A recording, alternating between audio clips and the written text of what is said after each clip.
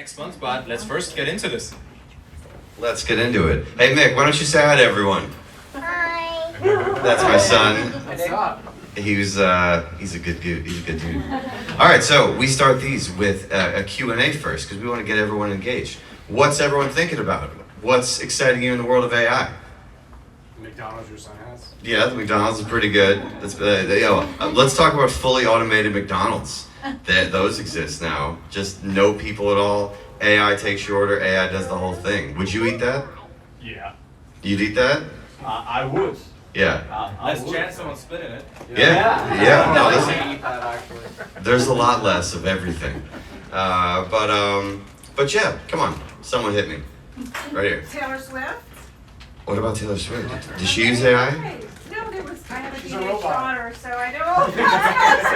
No, there was a whole thing on the news about Taylor Swift and AI reproductions of her in uncompromising positions. Oh, you mean like, the deep fakes. Oh yeah, I saw a couple of those. Especially at the end of the Super Bowl. They're all going around. You didn't show your son. Yeah, I mean, I think that's a big problem we're gonna have is deepfakes, and especially going into this election. I think that OpenAI didn't release the Sora model, which is their AI video generation, before the election, because they're like, no way, like we don't need that type of press. But come on, someone else hit me. Llama 3. Llama 3. What's exciting you about Llama 3? It's super fast, it's smart, and the image generator that they have, it creates some... It's multimodal too? I didn't even know that. And it creates images and it creates animations out of those images in a blink. It's super fast. Really? And you can access it from your WhatsApp. I did see someone post that I follow who has a lot of AI startups that at Llama 3 saved their business. Llama 3 is the Facebook open source competitor to GPT, and I actually didn't know it was multimodal because original GPT you can only text in, text out, but this one's, all the new ones are multimodal. It means you can upload an image and ask questions about it, if you're trying to have a product photo and you want to write some copy on it, you can upload it, tell a little bit about yourself, and be like, help me write a fun copy in the style of St. Patty's Day or something. Is that coming up? No, that passed. Mother's Day. Mother's Day, yeah. Someone else hit me. Cars, self-driving. Self-driving cars? Yeah. Yeah. Who here's got a Tesla? Besides you, Adrian. Let me tell you, Hyundai drives itself Which is crazy. to a certain degree. And it keeps you in the lane, and if you put your brake on, Do you feel like you would trust AI drivers more or less than regular drivers? it'll last. Less. How long do you think it's going to take for that to change? Because eventually it's going to be better. 5 years. It's already. 5 years? We got 5 years? AI never drinks. AI doesn't drink. I think AI. It doesn't DUI. Imagine truck drivers, but they need to be trained. The AI models. It makes a calculation 1,000 times a second whether it should turn, stop, do anything. The responsiveness is out of control. And I was asking about the full self-driving because they turned it on for everyone. I think I might be wrong about this because I talked to. It's a free trial. It's a free trial that everyone gets. Hey, try the full self-driving. And my theory is that they just need extra data because, think of all those extra edge cases they can get. So, I think, and does anyone know what's happening in August with Tesla? No. They're releasing the Tesla, or they're announcing the Tesla taxi. So, think about when they announced the Cybertruck, and now we're only starting to see them. So it's probably a long way off, but Elon's always dream was to never have a driver's seat with a steering wheel. He always wanted the 2 seats in the front to be turned around, and this thing just picks you up, drives you, takes you everywhere, and hopefully it's just Uber but affordable. All right, last chance. What's happening? So many people talk about different AI technologies, and often it goes right back to ChatGPT, right? But we don't actually see many people using so many others. So would you just suggest to all of us, your top 3 things that people aren't using right now for your everyday tasks? Every day I'm on email, every day I'm on social media, right? And I just think there's so many technologies out that we all get lost. So Laura, what would be the top 3 that you would suggest would save us a lot of time on a regular basis? So, so I'm guilty of always just being in the ChatGPT ecosystem. Apparently, the Claude 3 Opus model, which is an Anthropic company, basically triples up to Google. It's supposed to be very natural, like GPT is very like wordy sometimes. Although in this new release, they mentioned that this new release of GPT-4 is supposed to be more conversational, because sometimes it's just like gives you a book report every time you want to ask a question. You're just like, oh, come on. Like, so actually, I was here. I asked it a question, and I was like, all right, perfect. I'll just let you go. And I went to the fridge and got a bite, and then came back with this giant answer that a lot of times I don't even watch it. I just like let it talk to itself. But hold on to continue yours. So Claude 3. Claude 3 is one. Perplexity AI, which Amy pointed out to me the other day. Me personally, I haven't had a ton of success with it, but like it is definitely awesome. I just am not using it correctly or something. It's a search engine. It can talk, and I'm really rooting for it because Google's stranglehold on search is annoying. So that's 2. That's kind of the only ones I know for chatting are those, and then Crea AI is CREA AI, and this one, if you do any type of art, it has some really awesome features. You can kind of play with in Crea and then pull it out into Photoshop, doodle it up a little bit, and basically it's just like if you just draw a little doodle of a face and say Roman Emperor, like it's really good at being creative. I wish I had more time to play with it. But then also going back to ChatGPT, if you pay for ChatGPT Plus, it's my favorite way to generate images, because you can be like, okay, Moroccan woman at a bazaar in the 12th century, and then it comes back and you're just like more yellow, and then it'll just be, so this conversation you can have is really awesome for just storyboarding and doing stuff. And then I like to take an image and then give it to it and be like, okay, describe this image. And then, okay, now make images like that. So you can kind of, it's really just creative. And I use it especially to replace stock images, because you can get, like, once you get a style going that you like, you can say, all right, keep this style, now make the female version of it or something. And then, like, when you're making a website, you're not having a hodgepodge of stock images on the site, and like, oh, I put a blue tint on all of them so it looks the same, but it doesn't. And I like the creativity there. And I'll think about some more. I'll tweet about it if I do.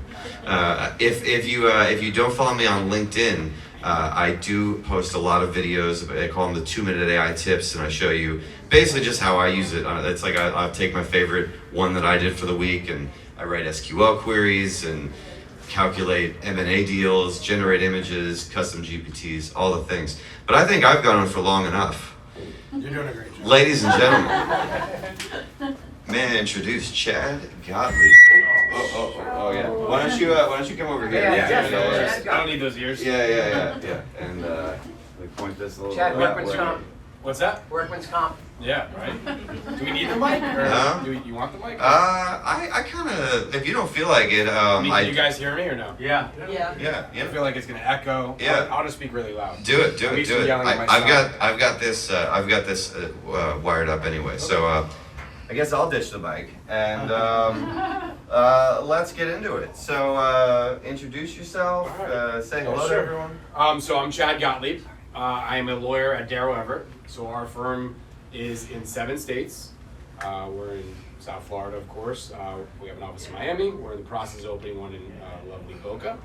We have an office in North Carolina, South Carolina, Tennessee, New York, Massachusetts, Boston, and then our principal office, which is in Providence, Rhode Island.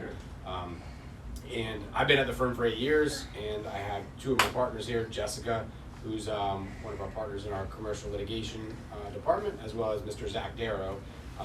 He's the Darrow in the Darrow Everett. So me, personally, I am primarily a complex business and M&A attorney. I do a lot of complex business transactions in various industries, from real estate to tech.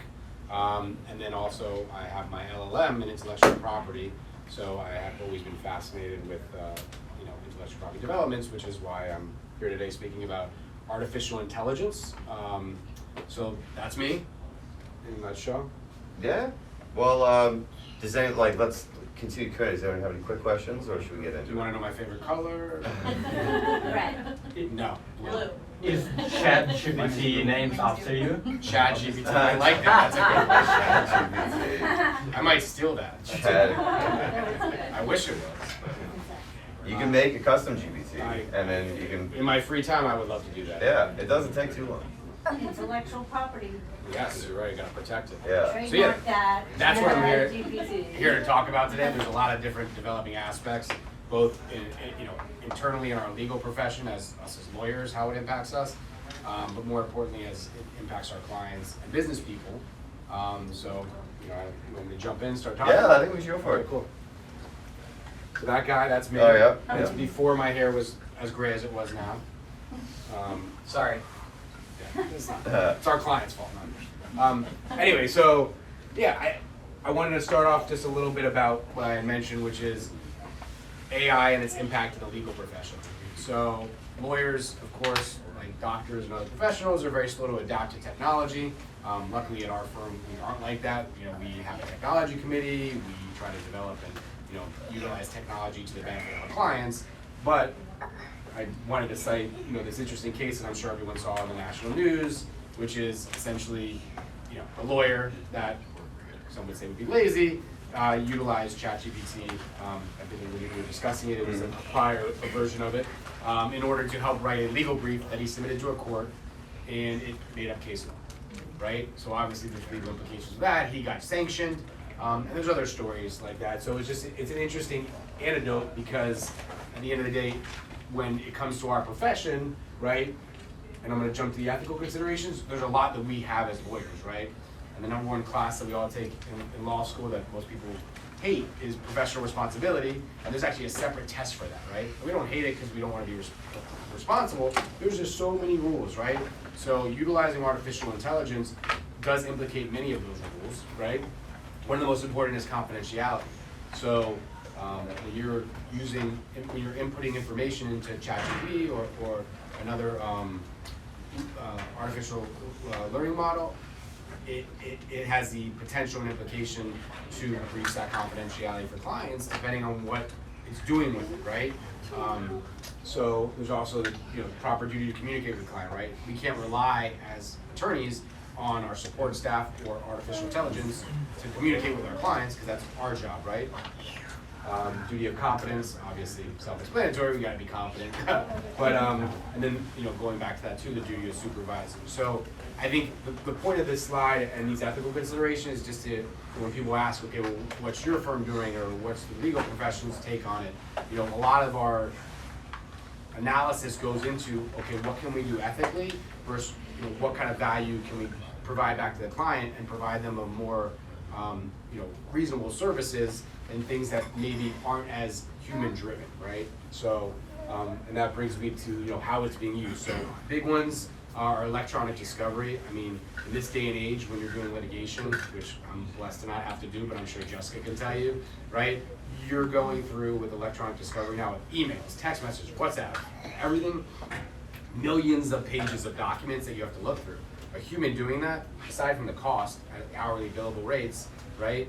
And artificial intelligence can provide value, particularly when you're giving it the right information on what to search for. Due diligence. To jump onto that, I was recently in a legal dispute, and I had to go through a list of text messages, and I plugged it into my own little, I just spun up a little vector database and just asked it, show me all the examples of this person being angry.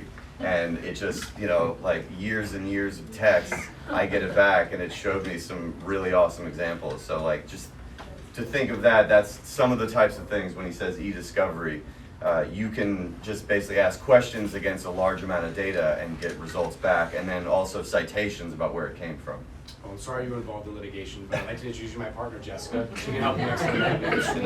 Nice. So yeah, due diligence reviews, that's big for us, in the M&A space. When we're on the buy side, essentially we're representing a buyer, they're gonna go in, they're gonna do diligence. It's expensive, it's very human driven on the legal diligence, on what we're looking for, contracts, potential exposures from litigation, etc.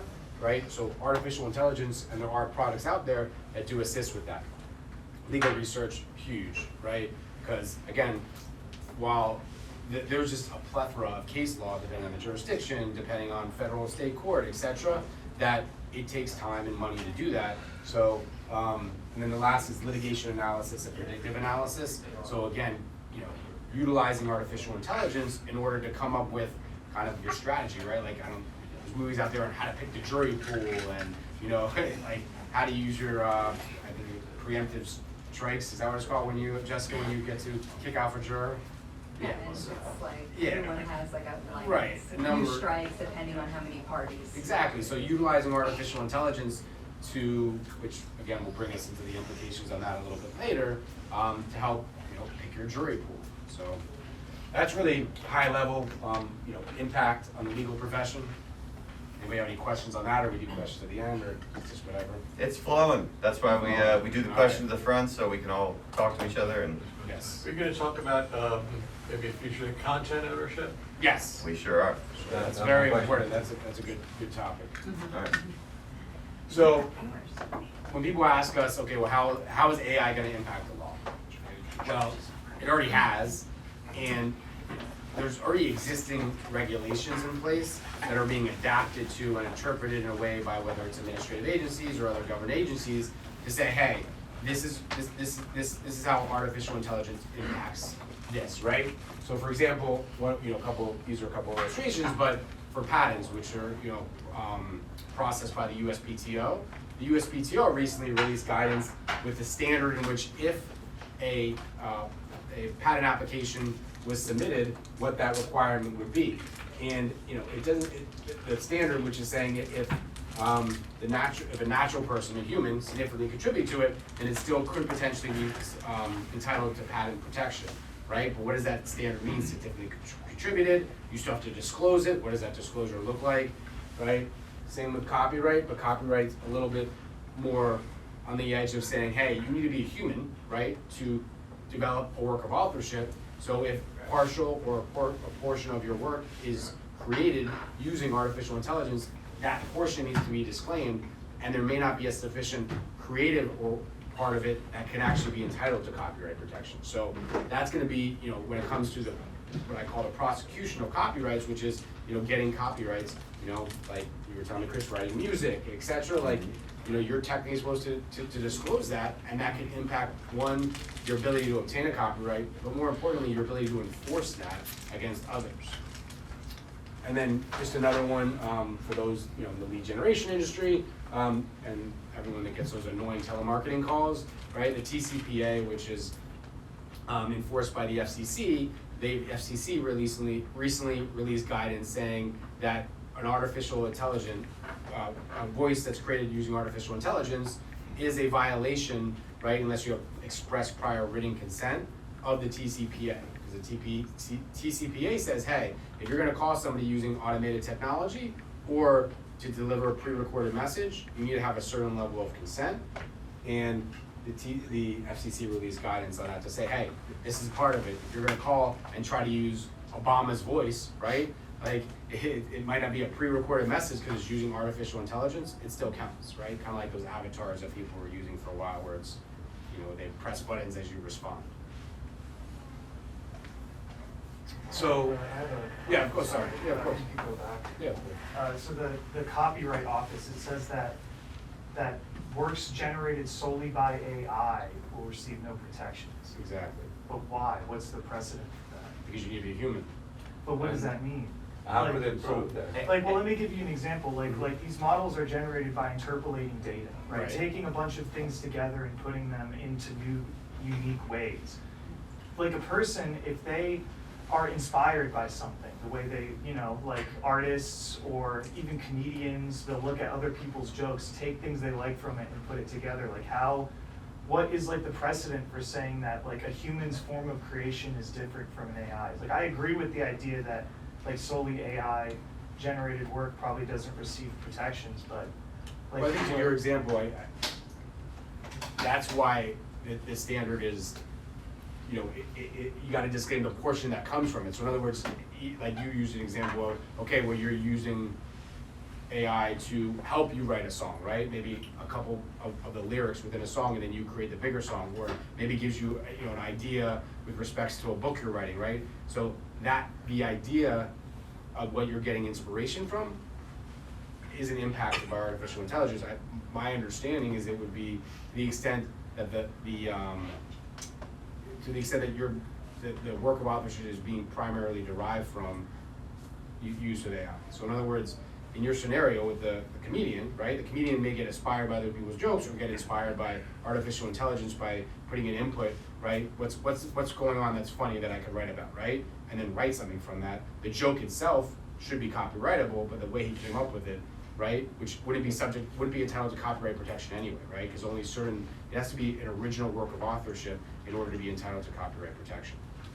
So that kind of like citations and litigation, where you have to cite, you eventually have to cite. Yeah, where you'd it's have coming to, from. you'd have to disclaim or say like this part, right? But in a situation where you're getting inspiration from artificial intelligence, nothing would need to be disclosed because you're just getting inspiration. Now, if it helps you create, that's the issue, right? Like, in order to obtain copyright, it has to be created by a human, because that's the law it was intended, the Copyright Act, to protect human work of authorship.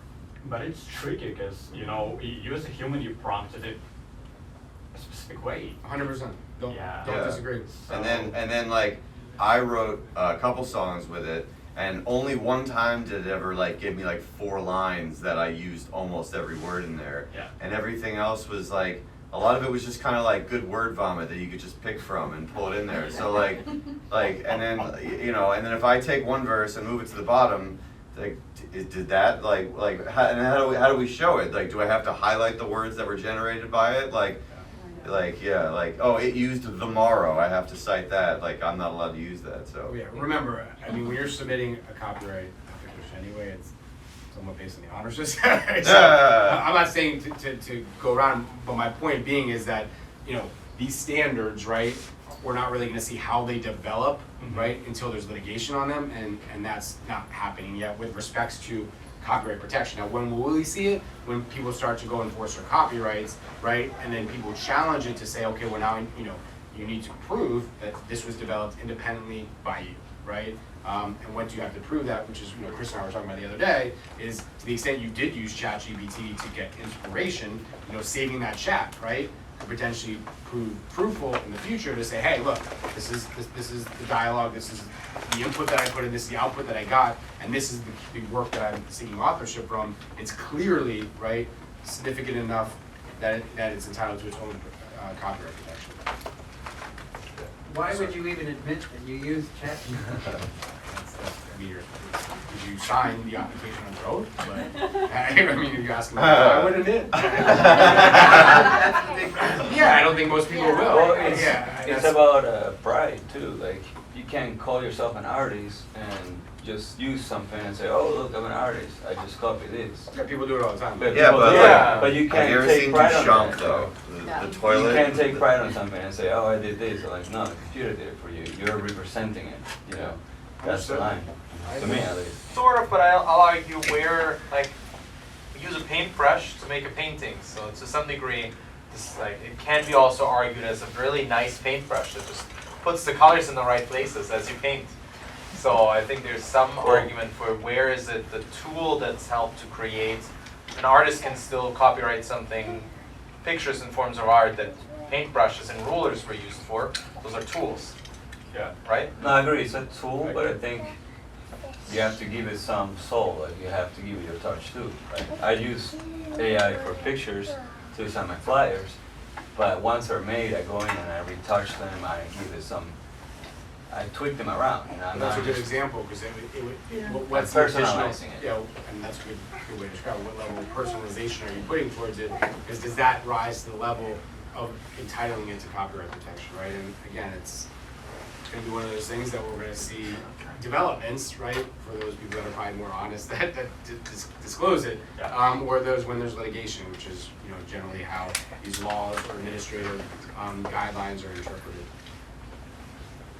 He's Ron, Yeah, right? yeah. So I'm just thinking out loud in terms of if you're speaking and you want to use a phrase like, "If at first you don't succeed, try again." Do I have to research and figure out who said that first and make sure I'm not violating their rights? Well, first of all, there's something called fair use, so depending on the context you're using it, right? So, you know, if it's for academic purposes or for your own personal use, it might be considered So fair if use. you're writing a book or speaking to If you're writing a book, it's different. I mean, again, if it's if it's in the public domain, which likely that's saying, right? And a saying itself really is entitled to copyright protection. It has to be a greater work of art, right? So a book, right? So Superman, the character, right? Mickey Mouse, which obviously the older version went into the public domain, right? Because the copyright expired. So that's why there's a scary movie coming out with Mickey Mouse. Oh, and we just got It is Pooh Bear. crazy. Do we? Okay. Yeah, Pooh Bear. Pooh Bear. I think Pooh Bear has 2 horror movies out. Really? Okay. Yeah. Well, I won't take my son to see either of those. Yeah. Oh yeah. So it's strange that the copyrights expire. They do. All right. Well, we don't want to get too stuck. You have a. You want to move on to the what? Wait, Yeah. what Last about one. a logo? So that would A be logo. so Say, a trademark. That's- create me a logo. Oh, create me a logo? Yeah, that would be different because again, the trademark registration doesn't require human involvement. It just requires, I mean, this gets a little bit more, on a federal level, you can file what's called an intent to use application. You can file a stylized application for a logo. And in that instance, it doesn't require human development. Like, for example, right, we hire, I'm not saying us, but personally, we have clients that hire third parties to design their logos or their marks. Yeah, but no, they are humans, 100% agreed. But again, the purpose of trademark is to really mitigate consumer confusion, right? So if I am Google, right? Someone should be allowed to go and do Google, right? Because that causes harm to the consumer because the consumer may be confused as to the origin of the brand, right? So the purpose of copyright, though, is to give somebody a monopoly. I mean, that's really what it is, to say, hey, you own this, and if others can't use it because you put in your time and effort as a human, right? Again, that's the underlying principles of it, similar to patent law, right? Where trademark is just to really protect the consumer and to be served as a source of origin. Oh, sorry, yes. So yeah, so we talked about before existing legislation that's being used and applied to AI. So it's been in place, like the CCPA. But this is a little fact. More than a quarter of states, U.S. states now are considering bills that would regulate the private sector's use of AI. And there's a whole host of like different aspects, but the two most things that are being talked about in the state legislatures, even on a federal level, has to do with algorithmic discrimination, which essentially is automated system disfavoring people based on a protected class. Their race, religion, and at least 9 states are currently considering those bills. And then automated employment decision-making, which is essentially tools that use artificial intelligence to scan candidates and assess their abilities. New York City was the first city in the nation to actually pass a law that required certain requirements, auditing to make sure that artificial intelligence that is used in the employment decision-making process is not biased, right? Which again, right, you would think that maybe artificial intelligence shouldn't be biased, right? Because it's supposed to be more of a neutral source. But again, this is how the different states are concerned, right? And are coming up with legislation proactively. Many state legislatures are just meeting and coming up with bills of rights, kind of like similar to the privacy laws that we see in like the CCPA in California. Now more and more states are passing laws, right? And it took a long time. Our data has been used with our knowledge, however you want to look at it, for well over a decade, longer than that, right? But now we're seeing more and more states pass data privacy legislation. So it is somewhat impressive that we're seeing states more proactively look at and analyze and try to pass legislation on artificial intelligence. But we don't want to turn into Europe either, so we gotta. Yeah, we don't want the GDPR. Yeah, we gotta be a little between. We gotta be a little less. Yeah, somewhere in the middle. I think would be good. I don't disagree. Any questions on this? All right. So, the only automated employment decision-making, the fault that would be found would be discrimination against protected classes, only that. Well, no, there's two aspects. There's what is called algorithm, and again, there's other areas, but the two most prominent that are being looked at in the legal profession and legislature is algorithmic discrimination, which is just where an algorithm, artificial intelligence, could lead to discrimination versus automated employment decision making, which is really isolated in the employment decision making HR, because that's a big area where artificial intelligence can add value. Similar to maybe marketing, where where there's a level of automation, right, that can add value and increase businesses' bottom lines. What about profiling for salespeople? Same It's thing. okay. No, I mean that's where I think that's where you come into Just like algorithmic discrimination, right? Don't, but Yeah, I think that's where you come into algorithmic discrimination. But then there's also uses. And listen, I mean, people have been doing it. We look at data to make decisions every day, right? But again, we're humans making those decisions, and I think the risk is that artificial intelligence isn't a human, right? So the risk that's perceived is that it's going to look at a greater data set, and maybe it does look at someone's color, maybe it does look at their background or where they're from. So, and artificial intelligence has the ability to access and process, as you said, a couple seconds more than a billion pieces of information. So humans can't do that, right? So that information could include information that likely or could potentially have a discriminatory impact. What about building guardrails into the system, like preventing it from making those type of decisions? It's a tricky one, like, because first of all, the data is inherently racist because like humans are racist. So like how do you even get racist. Yeah, like as a whole, there are like the racism is a big thing, but even down to like it doesn't do a good job with facial recognition of black women, especially on this one like article I read, because it was trained to kind of look at makeup being like a key, like, oh, that's the woman, it's wearing makeup, like, and then black women usually don't wear as much makeup, so it didn't have so it's like, it's not like anyone was like being racist, but like it just, there's a lot of ways it can go wrong.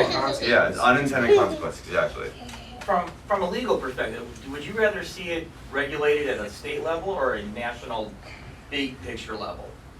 Where does that fall from? I mean, I think there's got to be some level of coordination between the federal and state government, but I also think globally, right? I mean, artificial intelligence has the potential to extremely benefit each of our lives, right? But like any new technology, from the phone in your pocket or your hand, to email, to internet, right? All those things have been developed in our lifetime, and they have obviously had a great impact.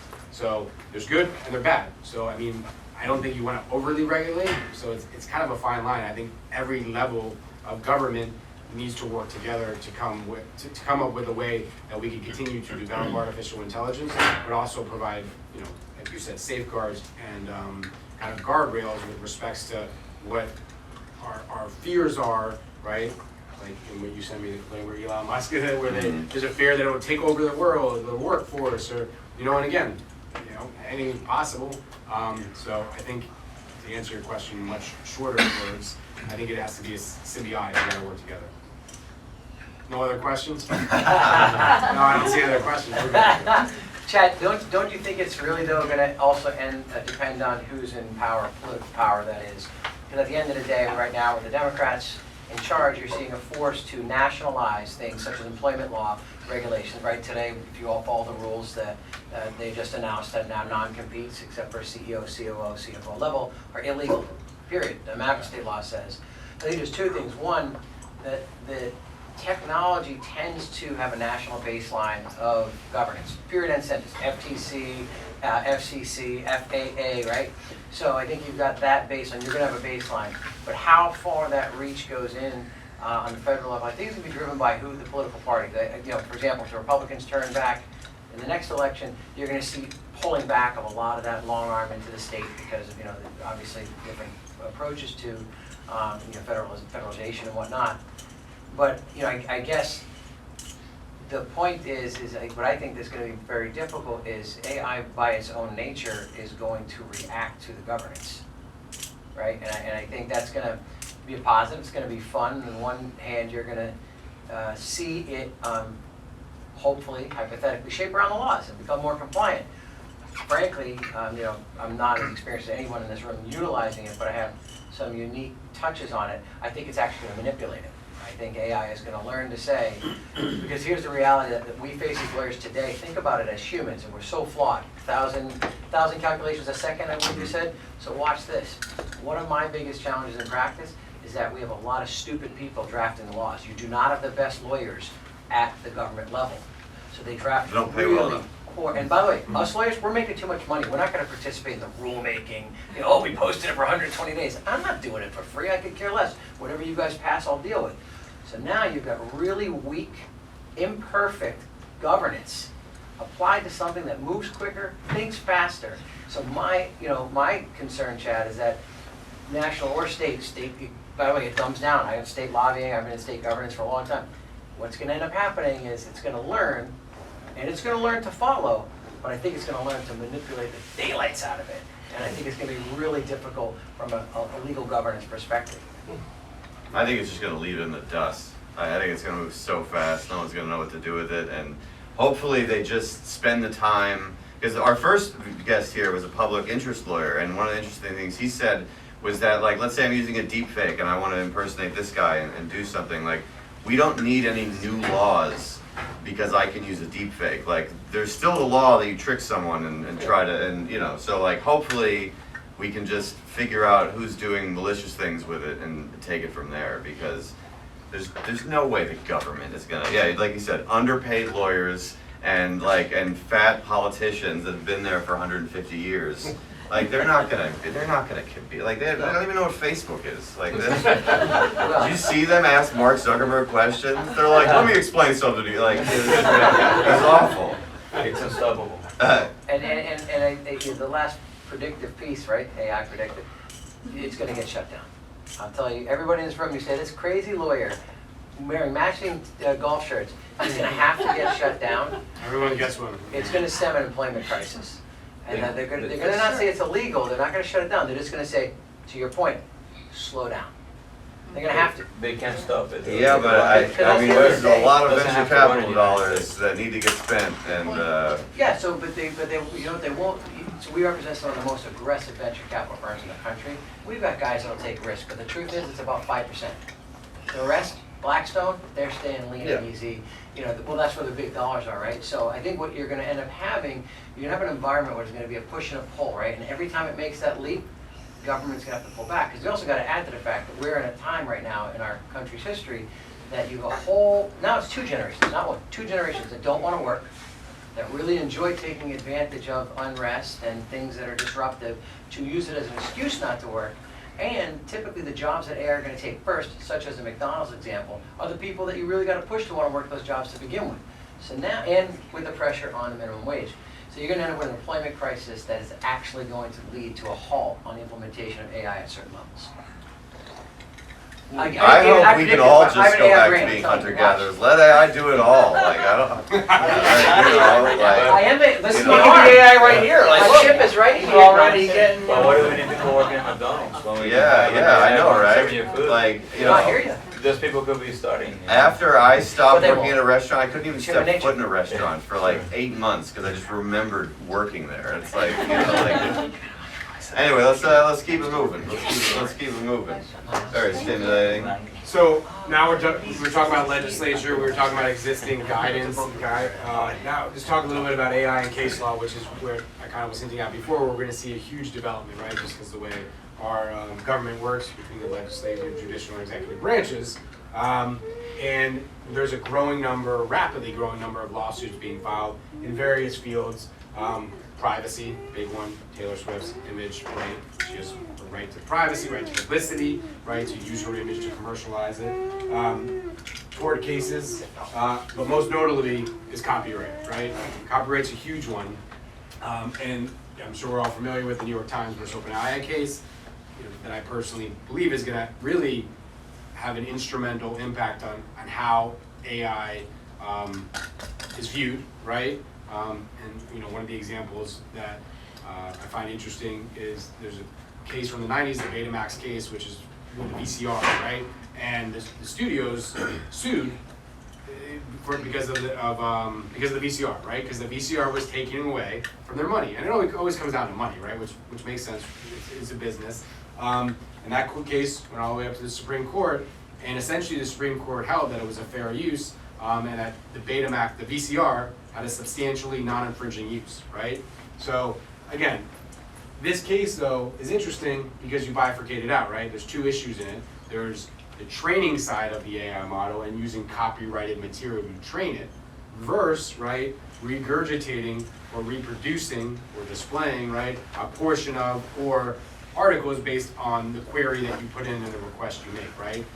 And to me, those have two different results, right? The one where it's being trained, to me, is more of a fair use, right? It's more of a transformative fair use, right? Versus where you're regurgitating articles based on the query, that to me is a bigger issue from a copyright perspective, right? Because at the end of the day, fair use can't transformative fair use can't replace the original work.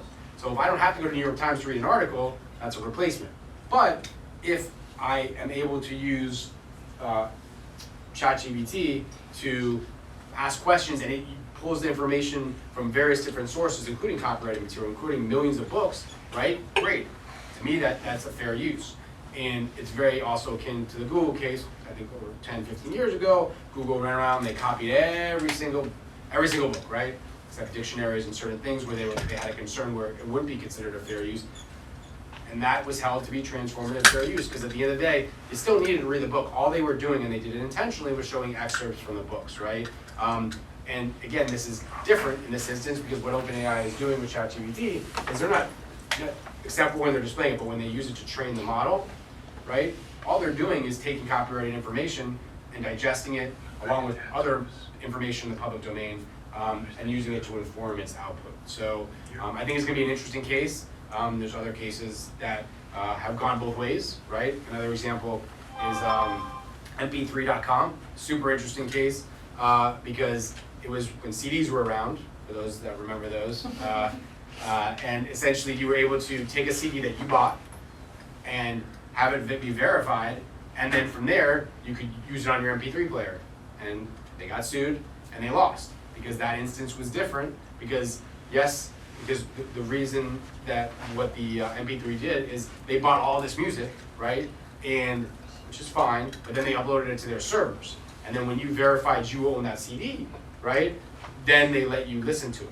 The problem with that is that by the actual act of copying all that music by MP3, it was copyright infringement. So again, the way the court system works, the way case law works, which is a whole nother conversation, is going to leave this.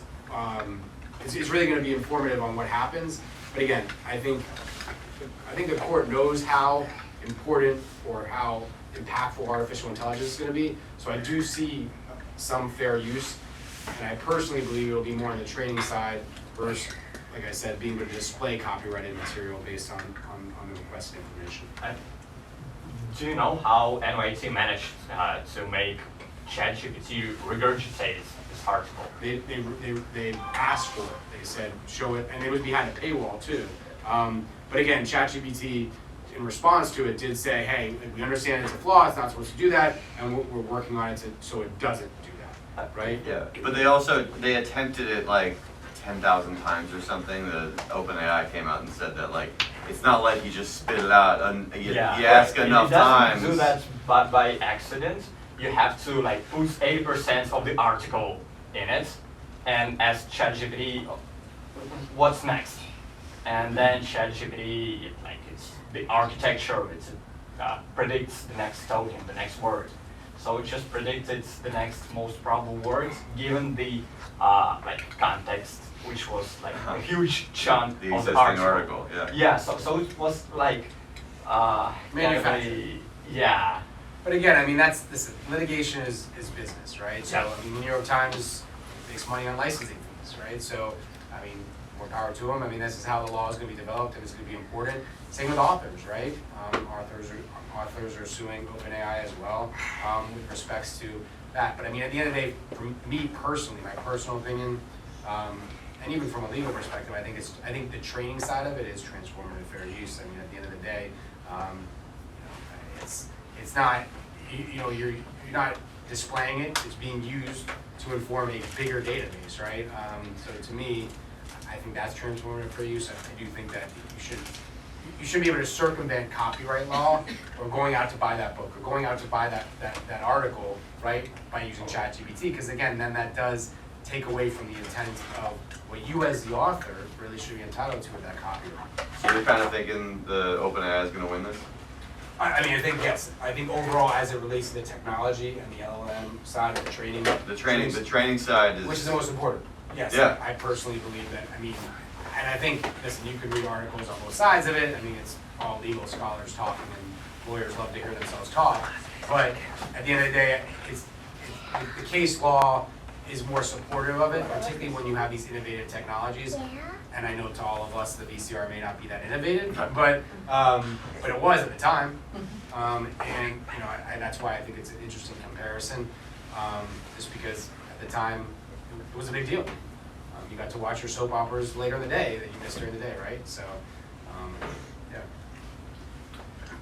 we done with this slide? Hire a great lawyer, we get to that yet? No, that's ruin my surprise, Chris. No, so yeah, I mean, so what can you do, right?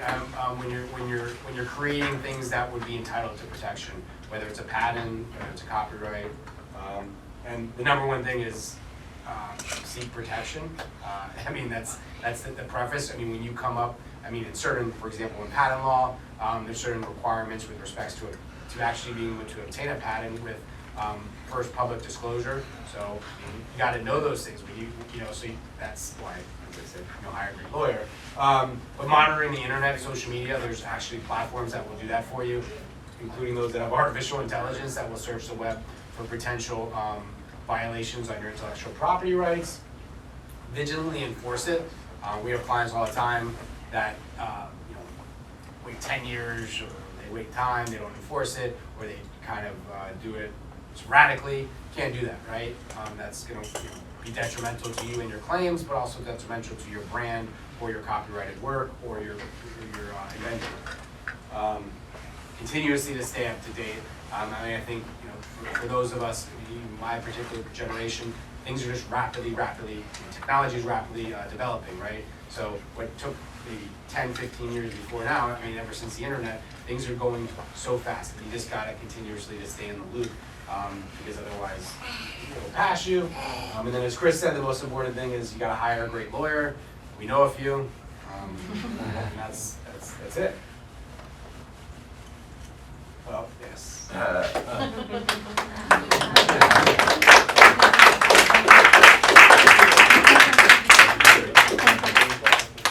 It's under construction now, so. Any questions? Yes. Yeah, I was thinking, there was a recent, in Hollywood, actors and writers strike, and part of that whole agreement was to, how AI would impact their professions going forward. And they got some concessions regarding that and some safeguards, because they know they can't stop the technology, but they're worked a way, at least to protect, in the medium term, I guess, their livelihoods. So would there be any similar, maybe, union actions or some other parts of the economy where something like that would come up? Yeah, I mean, I can foresee the employment context, whether it's your unions and collective bargaining type agreements to the extent that, it's applicable in that industry, that state of that business. Yeah, I mean, definitely, I mean, strength in numbers is going to be utilize their strength to protect their interests, right? And yeah. In your example, from my understanding, reading a bit about it, was they were just concerned with artificial intelligence being used to, create their images, because again, when you are an actor in a movie, you technically sign away certain rights, right? So to be able to use their voice or their image or their likeness in connection with TV shows or movies, etc., and maybe within the scope of what the rights were granted to them under their agreement to appear in a movie, Okay.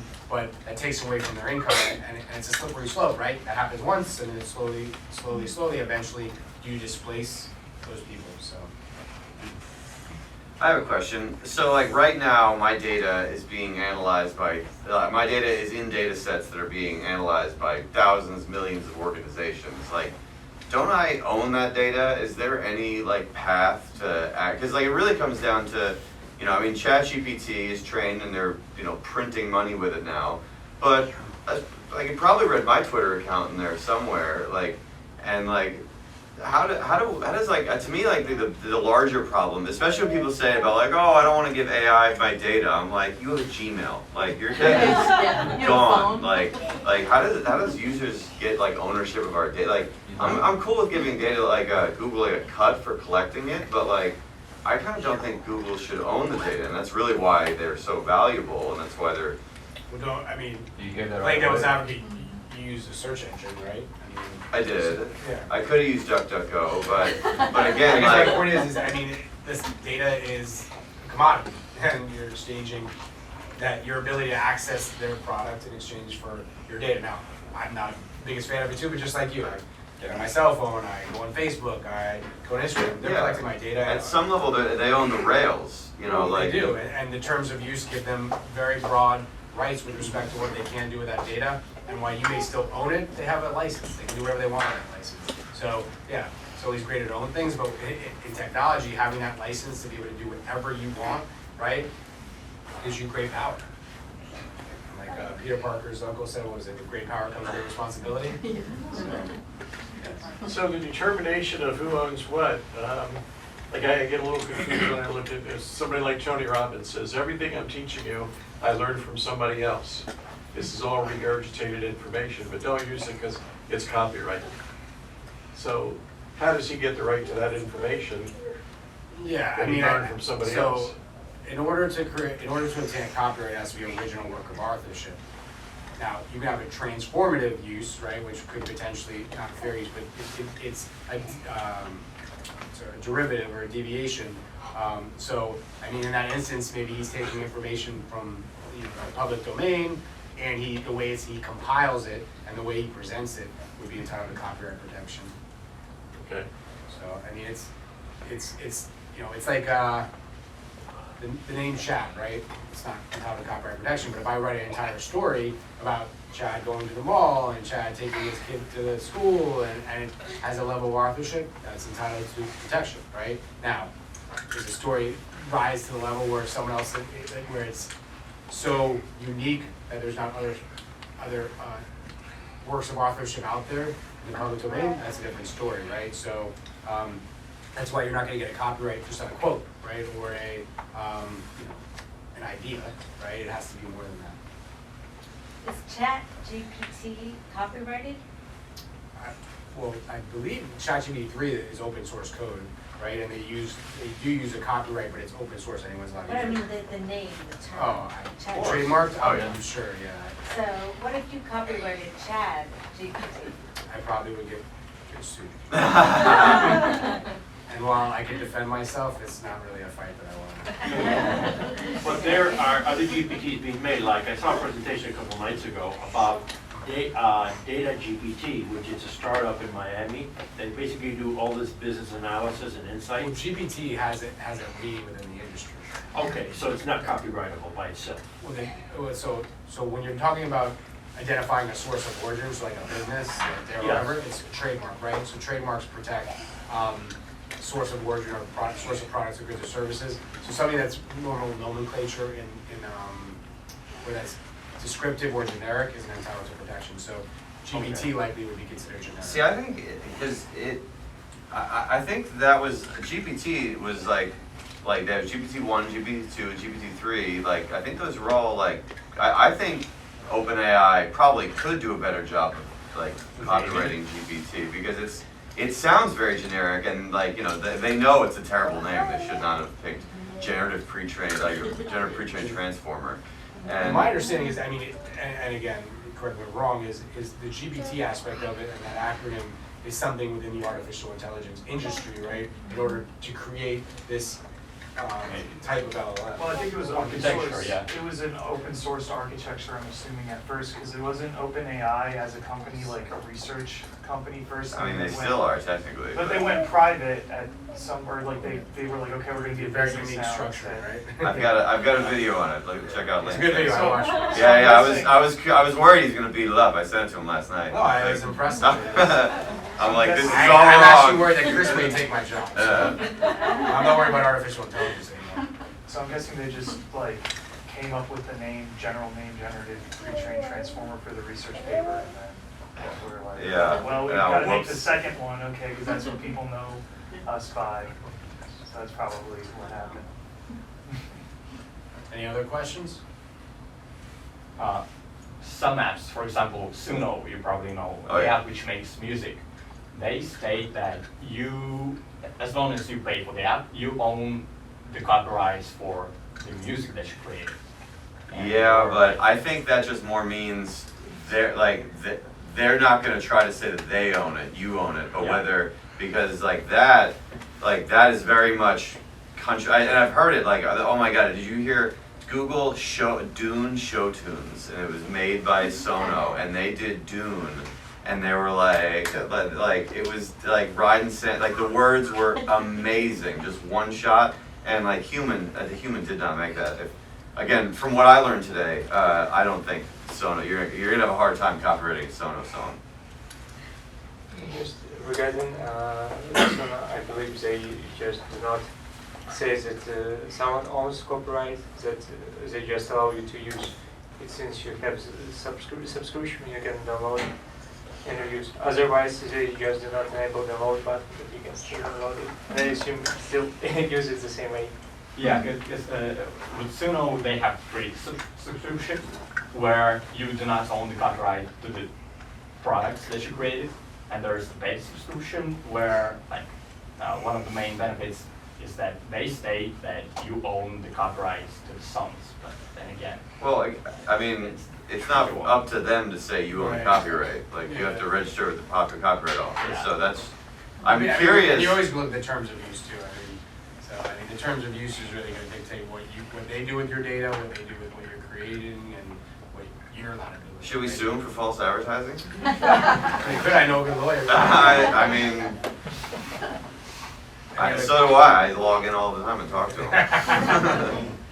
Any other All right, questions? yeah, one last question. We're not kicking you out. We're gonna be talking here and kick the music back up. So, Question, so as laws are written in the state of Florida, leaves that as the example. All of those laws have not been consumed by ChatGPT as far as I know, that language model for legal. Is there a fundamental base legal LLM that's been trained properly by attorneys? oh, they're working on it. Well, Someone is. That's my question, like, so when that model comes out, do all law firms then have to subscribe to that model so everybody has the same playing field? Or will that be case by case There's independent? case text. I mean, there's platforms now that use artificial intelligence in connection with legal research that's digesting, right? And using in the LLM the case law. So I mean, I think it already exists. I mean, we've tried them out, tested it out, and it is impressive. But again, there's still, I think there's a critical level of human analysis in what we do, right? Which of course I'm saying that because I don't want to be replaced, but but again, it's true, right? Like there's a human factor, particularly when you're analyzing case law. So the question would be, so 5 years from now, you have to go to court and I can't afford Darrow Everett's attorneys, can I use a GPT attorney because I choose to? Is that ever, do you think that would ever be allowed? No, because I think first of all, you can represent yourself as long as you're not a business. So if you're an individual, so you're entitled to represent yourself. If you use it as a supplement, I think the issue you'll see is unauthorized practice of law and how that'll impact how it's advertised to be used, right? Like its intended purpose as opposed to its unintended, right? Because you can use it now. Someone can go online now. How many, what happens if I don't pay rent in the state of Florida, right? It's going to give you an answer, right? You can get evicted, you get a 3-day notice, etc. That's giving you legal advice, right? But that's not necessarily its intended use. So, I mean, I think, is it possible? Yes, but I think you're going to still run into the risk of people challenging it as unauthorized practice of law. I would argue it's going to replace paralegals way before it replaces lawyers, and maybe I'm wrong about that, but I hope it doesn't replace anybody, but I mean, I think there's definitely certain tasks that anyone does, whether it's us as lawyers, whether it's a paralegal, whether it's a legal assistant, and also any industry, that likely could be supplemented as opposed to replaced. And the truth is with any technology over the past 100 years, right, even with the Industrial Revolution, etc., like humans, we got smarter and some of us got lazier, as Zach was saying, but at the end of the day, there's still a need, right? And we'll just find other avenues to apply our value. in my Like, opinion. they're still using the voice and button, right? Here? No, up in Utah? In New Jersey, Oh, they're, okay. you go on a ride, you pay extra for it. Yeah, well, If you like the smell of food. Yeah, yeah, like we have planes, but trains and ships didn't go away, so we have the next thing. And yeah, I think it's the great enabler. It's definitely coming for software engineers, but I'm betting that my software engineers with GPT is still going to outperform just some guy. Yeah. So you just gotta stay on top of it. You're gonna be replaced by someone using it if you're not, is where I would, my head's I think at. that makes sense. Thus, you're closing cartoon. Yes. I know. All right. All right, guys. Well, meet you back out there.